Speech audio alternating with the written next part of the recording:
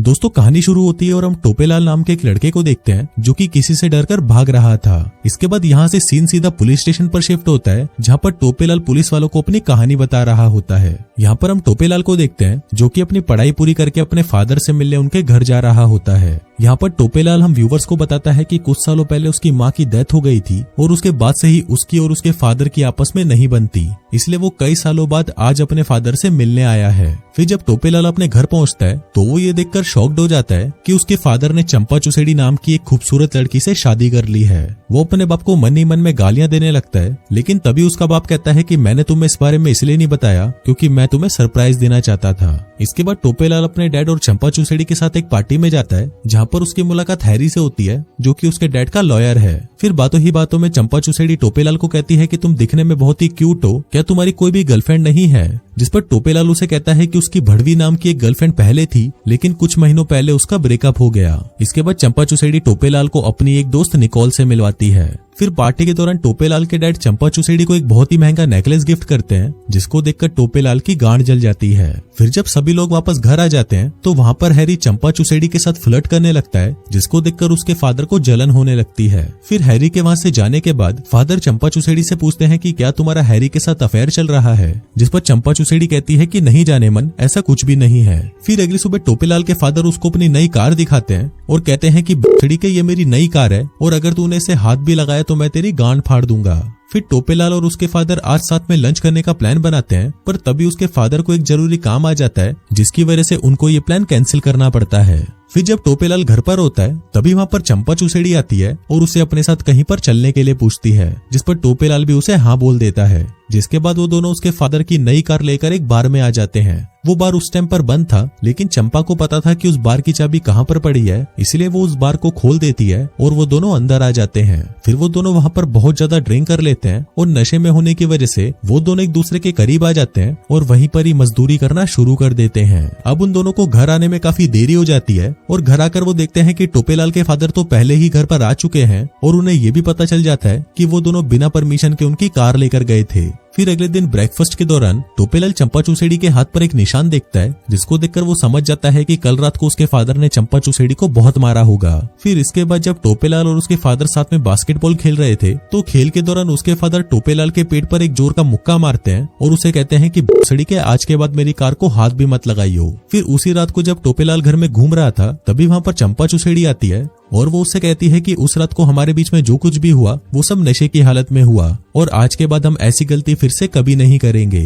पर वहीं टोपेलाल को अपने डैड पर बहुत ज्यादा गुस्सा था, इसलिए वो अपना गुस्सा निकालने के लिए चंपा चुसेड़ी के पास आता है और उसे वहीं पर घोड़ी बना देता है। अब इसके बाद से ही उन दोनों के बीच में अफेयर शुरू हो जाता है और फिर जब भी टोपेलाल के फादर अपने काम से घर से बाहर जाते तो घर में ये दोनों मिलकर दबा दबा कर मजदूरी करते।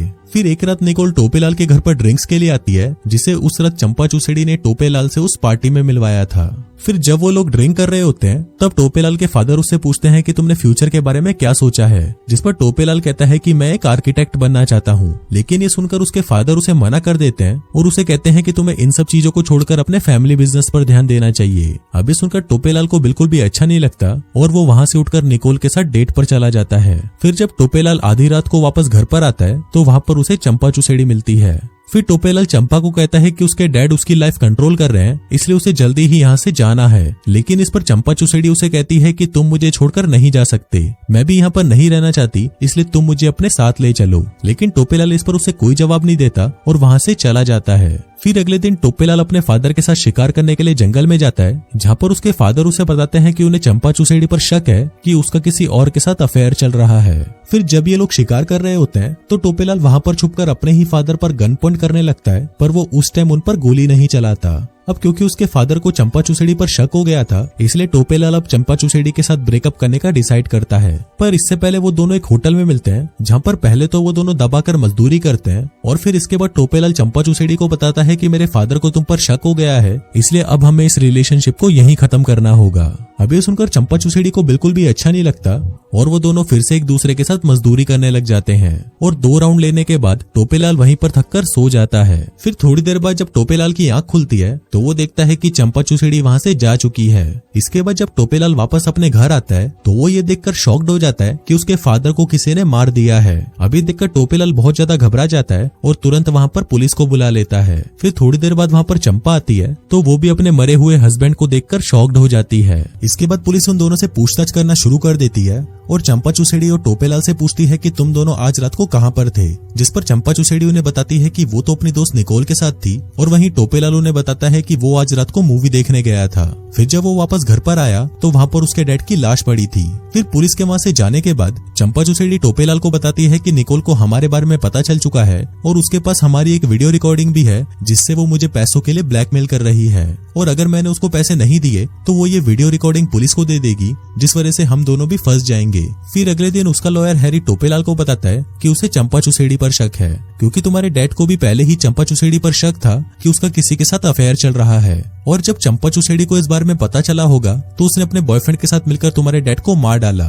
फिर इसके बाद रात को चंपा चुसेड़ी टोपेलाल के पास आती है और वो उसे कहती है कि वो निकोल को पैसे देकर टेप लेने जा रही है, जिस पर टोपेलाल उसे कहता है कि मैं भी तुम्हारे साथ चलता हूँ, लेकिन चंपा चुसेड़ी उसे साथ ले जाने से मना कर देती है। लेकिन इसके बाद भी टोपेलाल चंपा चुसेड़ी का पीछा करते हुए वहां पर पहुंच जाता है और उसको देखते ही निकोल और चंपा चुसेड़ी वहां से भाग जाती हैं। तभी टोपेलाल को वहां पर हैरी का फोन आता है और वो उसे अपने घर पर बुलाता है। फिर जब टोपेलाल हैरी के घर पर जाता है तो हैरी उसे बताता है कि जब तुम्हारे डैड का मर्डर हुआ तो उस दिन शहर में कोई मूवी नहीं लगी थी। अभी सुनकर टोपेलाल घबरा जाता है क्योंकि अब सारा शक उसी पर ही जाने वाला था, इसलिए वो ना चाहते हुए भी हैरी को सब कुछ बता देता है कि उसका चंपा चुसेड़ी के साथ अफेयर चल रहा था और अब कोई उनकी वीडियो बनाकर उनको ब्लैकमेल कर रहा है। अभी सुनकर हैरी उसे कहता है कि ये सब चंपा चुसेड़ी ने ही करा है क्योंकि अगर तुम्हारे फादर के मर्डर के जुर्म में तुम्हें जेल हो गई तो सारी प्रॉपर्टी चंपा चुसेड़ी के नाम पर हो जाएगी। अभी सुनकर टोपेलाल को भी यकीन हो गया था कि उसके फादर को चंपा चुसेड़ी ने ही मारा है। फिर इसके बाद जब टोपेलाल अपने घर पर आता है तो उसे वहां पर गैराज में खुद के नाम का एक सुसाइड लेटर मिलता है। फिर जब टोपेलाल उसे पढ़ रहा था तभी वहां पर चंपा चुसेड़ी आकर उस पर गोलियां चलाना शुरू कर देती है, लेकिन टोपेलाल उससे बच जाता है और वो चंपा चुसेड़ी को पकड़ लेता है। पर इस पर चंपा उसे कहती है कि उसे तो लगा कि ये वही किलर है, इसीलिए वो उस पर गोलियां चला रही थी। अब यहाँ पर टोपेलाल को कुछ भी समझ नहीं आ रहा था कि वो किस पर विश्वास करे, इसलिए वो सीधा हैरी के पास चला जाता है, जहाँ पर हैरी के बोलने पर वो पुलिस वालों को सारी सच्चाई बता देता है और यहीं से फिल्म वापस प्रेजेंट में आ जाती है। लेकिन टोपेलाल की सच्चाई सुनने के बाद पुलिस वालों को उसी पर ही शक होता है, इसलिए वो उसे गिरफ्तार कर लेते हैं। फिर कुछ दिनों बाद हम निकोल को देखते हैं जो कि पुलिस स्टेशन आकर टोपेलाल को बताती है कि उसके फादर को चंपा ने ही मारा है। दरअसल उसका प्लान था कि वो तुम दोनों को मारकर तुम्हारी सारी प्रॉपर्टी अपने नाम करना चाहती थी। अब निकोल का ये स्टेटमेंट सुनकर पुलिस वाले टोपेलाल को छोड़ देती है और उसके फादर की सारी प्रॉपर्टी वापस उसके नाम हो जाती है। फिर इसके बाद जब टोपेलाल अपने घर पर होता है तो उसे चिमनी के अंदर एक मर्डर वेपन मिलता है। तभी वहाँ पर निकोल भी आ जाती है और यहाँ पर हमें पता चलता है कि निकोल और कोई नहीं बल्कि टोपेलाल की गर्लफ्रेंड स्टेसी है और उन दोनों ने मिलकर ही ये पूरा प्लान बनाया था। दरअसल टोपेलाल रोज अपने डैड को खाने में जहर मिलाकर दे रहा था, जिस वजह से उनकी मौत हो गई। फिर उनके मरने के बाद स्टेसी ने उनके मुंह पर तलवार से कट लगा दिया, जिससे सबको लगे कि उनका मर्डर हुआ है। और इसके साथ ही हमें यह भी पता चलता है कि उन्होंने चंपा चुसेड़ी को भी मार डाला है। फिर टोपेलाल स्टेसी से पूछता है कि तुमने चंपा चुसेड़ी की बॉडी के साथ क्या किया, तो स्टेसी उसे बताती है कि वो चंपा को जान से नहीं मार पाई, इसलिए उसने उसकी बॉडी को जिंदा ही खाई में फेंक दिया। अभी सुनकर टोपेलाल को बहुत गुस्सा आता है क्योंकि चंपा चुसेड़ी अभी भी जिंदा हो सकती थी। इसके बाद वो दोनों चंपा चुसेड़ी को वहाँ पर ढूंढने जाते हैं और वहाँ पर उन्हें चंपा चुसेड़ी का नेकलेस मिलता है, जिसको देखकर वो समझ जाते हैं कि चंपा मर चुकी है। फिर इसके बाद टोपेलाल घर आकर पुलिस को फोन करता है और उन्हें मर्डर वेपन के बारे में बताने लगता है, पर तभी वहाँ पर चंपा चुसेड़ी आ जाती है और वो टोपेलाल के कंधे पर गोली मार देती है क्योंकि अब उसे भी सब कुछ सच पता चल चुका था। फिर टोपेलाल उससे बचने के लिए जंगल की तरफ भागने लगता है और ये वही सीन था जहाँ से हमारी कहानी की शुरुआत हुई थी।